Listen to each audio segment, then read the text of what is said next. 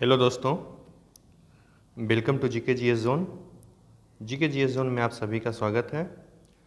आज हम लोग टेक्नीशियन का जो एग्ज़ाम हो रहा है, तो 28 दिसंबर का जो टेक्नीशियन का पेपर हुआ फर्स्ट शिफ्ट का, उनके प्रश्नों के साथ आपके समक्ष उपस्थित हुए हैं। तो कौन कौन से प्रश्न पूछे गए हैं, साथ ही साथ उन प्रश्नों का एनालिसिस करते हुए चलेंगे और उन प्रश्नों का आंसर तो देखेंगे ही, साथ ही साथ जिनका जो आंसर होगा डिटेल में, उस डिटेल में आंसर को भी देखते हुए चलेंगे। तो आप लोग एक बार वीडियो को लाइक कर दीजिएगा। जिन्होंने चैनल सब्सक्राइब नहीं किया होंगे, चैनल को भी सब्सक्राइब करते हुए चलेंगे। तो चलिए प्रश्न की ओर बढ़ते हैं।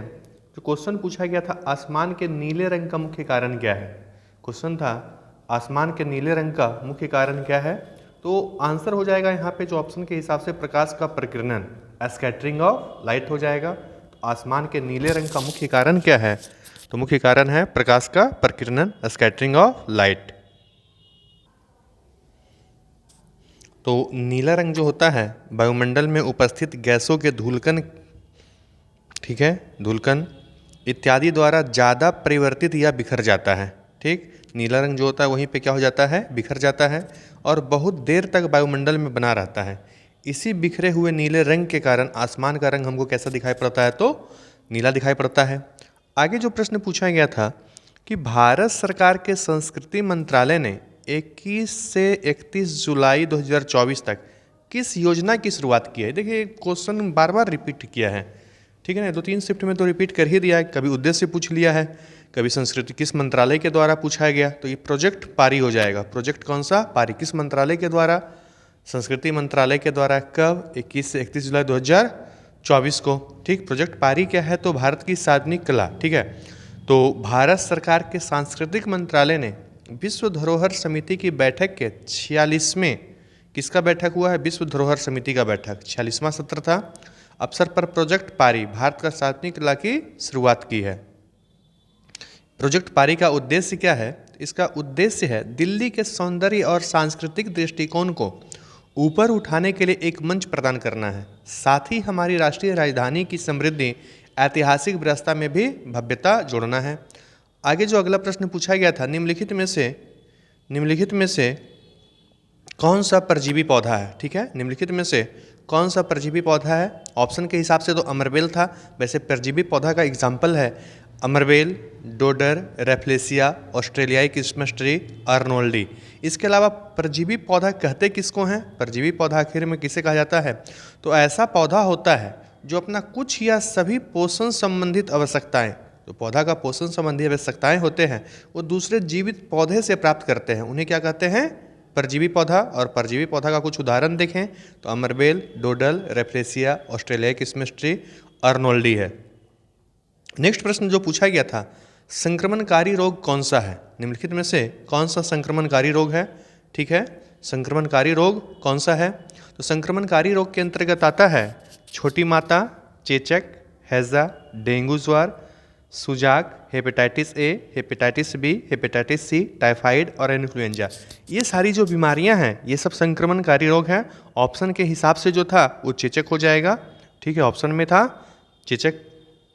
और बाकी संक्रमण रोग कहते किसको हैं, तो रोगजनित कारकों, रोगाणुओं जैसे वायरस, जीवाणु, कवक, प्रोटोजुआ वगैरह से होने वाले विकार होते हैं। ये रोग एक शरीर से दूसरे शरीर में फैल सकते हैं। ठीक है, इसमें से संक्रमण रोग कुछ कौन है, तो पहले देख ही चुके, छोटी माता, चेचक हो गया, हैजा, डेंगू ज्वर, सुजाक, hepatitis A, hepatitis B, hepatitis C, typhoid, influenza. ये सभी क्या है, संक्रमणकारी, मतलब जो छुआछूत से जो बीमारी फैलता है उसको संक्रामक रोग कहते हैं। छुआछूत से एक दूसरे, छुआछूत मतलब एक दूसरे को छूने से, वो छूताछूत आपका अस्पृश्यता का अंत अनुच्छेद 17 वाला नहीं। ठीक है ना, ये भी ध्यान में रखेंगे। आगे जो प्रश्न था, प्रकाश की चाल निम्नलिखित माध्यमों में से कहाँ पे अधिकतम होती है। जो प्रकाश की चाल होती है वो किस माध्यम में अधिकतम होता है, ठोस द्रव या फिर गैस में, तो निर्वात में होता है। प्रकाश का चाल जो होता है सबसे ज़्यादा किस में होता है, तो निर्वात में। निर्वात के बाद किस में होता है, तो निर्वात के बाद वायु में होता है, उसके बाद द्रव में होता है और उसके बाद ठोस में होता है। तो सबसे ज़्यादा किस में, निर्वात में, उसके बाद वायु, उसके बाद द्रव एवं उसके बाद ठोस में होता है। इस प्रकार से ध्वनि की चाल ठोस में अधिकतम हो जाएगा। अच्छा नहीं, ये तो हो गया लाइट का चाल, प्रकाश का पूछ रहा था। प्रकाश का अधिकतम किस में? निर्वात में। वहीं ध्वनि का चाल अधिकतम होता है ठोस में। ध्वनि का चाल अधिकतम किस में होता है? ठोस में। जबकि गैसों में होता है क्या? तो न्यूनतम होता है। आपको लोग को वीडियो पसंद आ रहा होगा तो वीडियो को एक बार लाइक करिए दीजिएगा और चैनल को सब्सक्राइब कर दीजिएगा जिन्होंने सब्सक्राइब नहीं किया होगा, जिससे कि आने वाले समय में भी जो क्वेश्चन आए उसका नोटिफिकेशन आपके पास सही समय पर पहुँच सके। आगे जो क्वेश्चन पूछा गया था, निम्नलिखित में से कौन कोलाइडर का विशेषता नहीं है? कोलाइड का विशेषता नहीं है पूछा गया था। तो अगर हम जान लें कोलाइड का कौन कौन सा गुण है, कौन कौन सा विशेषता है, इसके अलावा जो भी पॉइंट आ जाएगा उसका विशेषता नहीं है। एग्जाम्पल के रूप में कि कोलाइड जो होता है एक बिस्मांगी मिश्रण है। ठीक, कोलाइड के कणों का आकार जो होता है बहुत छोटा होता है और इसके कण का आकार 1 से लेकर के 1000 नैनोमीटर के बीच होता है। ठीक, इसके अलावा कोलाइड कण जो होता है टिंडल प्रभार को दर्शाता है। इसका मतलब है कि यह प्रकाश की किरण को बिखेरता है और खुद से होकर अपना रास्ता दिखाता है। आगे, कुछ समय तक बिना छेड़े रहने पर वे स्थिर नहीं होते। इसका मतलब है कि कोलाइडल घोल काफ़ी स्थिर होते हैं।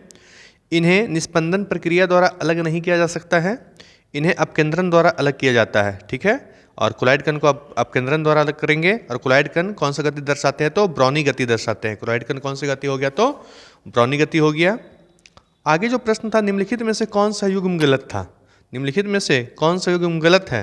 तो इसमें से एक युग्म था जिसमें दिया हुआ था कि द्रव से गैस में बदलने की प्रक्रिया ऊर्ध्वपातन कहते हैं। तो ये युग्म गलत है, क्योंकि द्रव से गैस में बदलने की प्रक्रिया क्या कहलाता है? बाष्पीकरण कहलाता है। ठीक ना। ऊर्ध्वपातन किसको कहेंगे? ऊर्ध्वपातन कहेगा ठोस से सीधा किस में चेंज हो जाएगा? गैस में। इसे ही ऊर्ध्वपातन या फिर सब्लिमेशन कहा जाता है।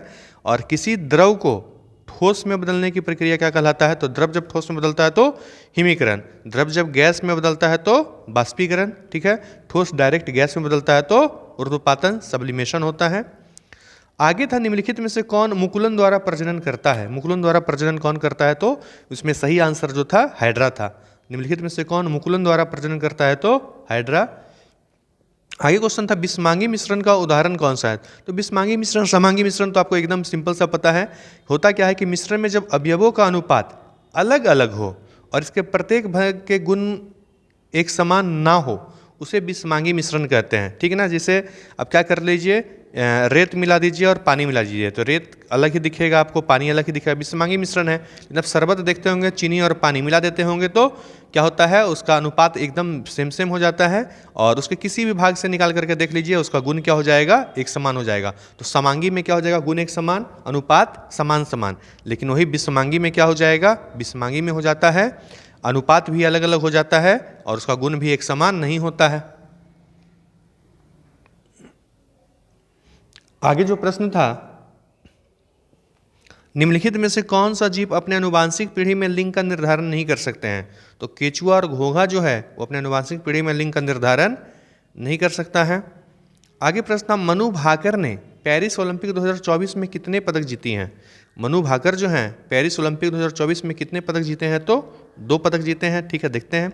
मनु भाकर ने पेरिस 2024 ओलंपिक में भारत के लिए पहला पदक जीता। ठीक है, उन्होंने कांस्य पदक जीता और ओलंपिक शूटिंग पदक जीतने वाली पहली भारतीय महिला बनी। इसके साथ ही सरबजोत सिंह के साथ मिश्रित में थी। सरबजोत सिंह एक साइड, दूसरे साइड में मनु भाकर, और वो 10 मीटर एयर पिस्टल में कांस्य पदक जीतने के बाद उन्होंने ओलंपिक में एक ही संस्करण में 2 पदक जीतने वाली प्रथम भारतीय बनकर इतिहास रचा। एक तो अपना इनका इंडिविजुअल हो गया, ठीक है, कांस्य पदक जीता था, और दूसरा मिश्रित सरबजोत सिंह के साथ मिलकर के 10 मीटर एयर पिस्टल में ही उन्होंने कांस्य पदक जीता। आगे प्रश्न था कि गर्मियों में लोग अपनी छत या खुले स्थान पर जल क्यों छिड़कते हैं? तो छतों को ठंडा करने के लिए हम गर्मी में जब छत पे सोने जाते हैं तो पानी छिड़क देते हैं पहले। ठीक है, उस नीचे का हीट क्या होता है? बाष्पीकृत होकर के बाहर निकल जाता है। तो गर्मियों में लोग छत या फर्श पर पानी इसलिए छिड़कते हैं क्योंकि पानी बाष्पित होता है, जिसके लिए ऊष्मा फर्श तथा छत से लेता है और वे ठंडे हो जाते हैं। अतः फर्श एवं छतों को ठंडा रखने के लिए गर्मियों में इन पर पानी छिड़कते हैं। आगे जो प्रश्न पूछा गया था कि कोशिका का कौन सा भाग जो जीवन के अंदर आने नहीं देता है? ठीक है, कोशिका का कौन सा भाग है जो किसी भी चीज़ को अंदर आने नहीं देता है? ठीक, तो कोशिका में होता है कोशिका झिल्ली, जिसे सेल मेम्ब्रेन कहते हैं। कोशिका में जो कोशिका झिल्ली सेल मेम्ब्रेन होता है, ठीक है, जिसे हम लोग प्लाज्मा झिल्ली के भी नाम से जाते हैं। यह चीज़ों को अंदर आने नहीं देता है, ना ही बाहर जाने देता है। ठीक, तो कोशिका में कौन सा भाग हो जो चीज़ों को अंदर आने नहीं देता है, अंदर आने भी नहीं देता और बाहर आने भी नहीं देता है? कौन हो गया? कोशिका झिल्ली, या जिसे हम सेल मेम्ब्रेन कहते हैं, सेल मेम्ब्रेन हो जाएगा। आगे जो क्वेश्चन पूछा था, वायु में फैले धूल के कणों को दिखाई देना कौन सी घटना का कारण है? जो हम वायु में देखते हैं थोड़ा बहुत खिड़की विड़की रहता होगा, उससे दिखता होगा धूलकण वगैरह दिखता है जब लाइट आता है तो। ठीक, वो कौन सा प्रभाव कहलाता है? तो टिंडल प्रभाव। कौन सा प्रभाव है? तो टिंडल प्रभाव। वायु में फैले धूल के कणों को दिखाई देना टिंडल प्रभाव की वजह से होता है। यह घटना तब होती है जब प्रकाश की किरणें धूल के कणों से टकरा करके परिकिरणित होती है। नेक्स्ट प्रश्न जो पूछा गया था वो मायोपिया या निकट दृष्टि दोष में किस लेंस का प्रयोग किया जाता है? मायोपिया या निकट दृष्टि दोष में किस लेंस का प्रयोग किया जाता है? तो अवतल लेंस का प्रयोग किया जाता है। ठीक, और वहीं हाइपरमेट्रोपिया में किसका प्रयोग करते हैं? तो उत्तल लेंस का। निम्न में से कौन सा एक कोशिकीय जीव है जो अलग होकर अपनी एक नई संरचना का निर्माण करता है? एक कोशिकीय जीव कौन सा है जो अलग हो जाने के बाद अपना एक नई संरचना का निर्माण करता है? इसका आंसर हो जाएगा खमीर, या इंग्लिश में हम ईस्ट के नाम से जानते हैं, खमीर। खमीर एक कोशिकीय जीव है। खमीर किस प्रकार का जीव है? बहुकोशिकीय नहीं है बल्कि एक कोशिकीय है। खमीर या ईस्ट एक कोशिकीय जीव है जो मुकुलन के जरिए अलग होकर अपनी एक नई संरचना का निर्माण करते हैं। जो मुकुलन प्रक्रिया के द्वारा अलग होकर के एक नई संरचना का निर्माण करते हैं। एक कोशिकीय जीव का आप कुछ उदाहरण देख सकते हैं कि एक कोशिकीय जीवों का उदाहरण कौन कौन सा है? जैसे अमीबा हो गया, बैक्टीरिया है, इसके अलावा प्रोटोजोआ है, कोलेरा है, स्पिरुलिना है, पैरामीशियम है, यूग्लिना है और नोस्टॉक है। ये सब किसका एग्जाम्पल है? तो एक कोशिकीय जीवों का है। निम्नलिखित में से कौन सा विकल्प संयोजन अभिक्रिया का उदाहरण है? संयोजन अभिक्रिया का आपको उदाहरण बताना था, तो कोयले का जलना जो है वो संयोजन अभिक्रिया का उदाहरण है। अब संयोजन अभिक्रिया होता क्या है? तो वैसी अभिक्रिया जिसमें दो या दो से अधिक अभिकारक एकल उत्पाद बनाते हैं, उन्हें क्या कहते हैं? संयोजन अभिक्रिया। और कोयले का जलना किस प्रकार का अभिक्रिया है? तो संयोजन अभिक्रिया है। वह बिंदु जहां द्रव ठोस में बदलता है क्या कहलाता है? अच्छा जी, वही पुराना क्वेश्चन है, पहले रिपीट हो रहा है क्वेश्चन कि वह बिंदु जहां द्रव ठोस में बदल जाता है क्या कहलाता है? तो हिमीकरण या फिर फ्रीजिंग पॉइंट। द्रव से किस में चेंज हो रहा है? ठोस में हो रहा है, तो क्या कहला गया? हिमीकरण। ये द्रव किस में चेंज हो जाता है? गैस में, तो ये कहलाता है बाष्पीकरण। और यही ठोस सीधा किस में चेंज हो जाता है? गैस में, तो ये कहलाता है उर्ध्वपातन।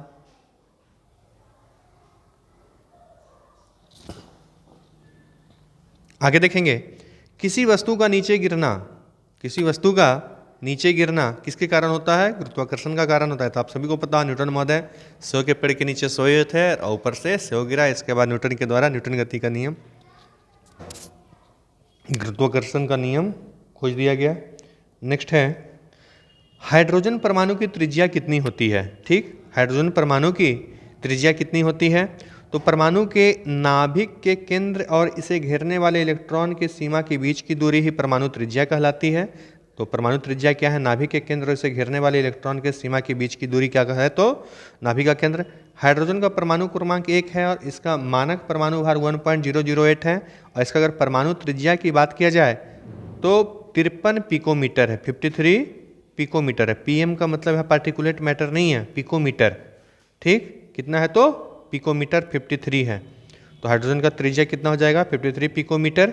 ठीक है, या हम कह सकते हैं कि हाइड्रोजन के एक परमाणु का आकार या त्रिज्या का रेंज 10 के पावर -12 मीटर है, या फिर 10 के पावर, जिस प्रकार से ऑप्शन होगा तो 10 के पावर -12 हो जाएगा, या 53 पिकोमीटर जनरली ये ऑप्शन में होता है, 10 के पावर -12।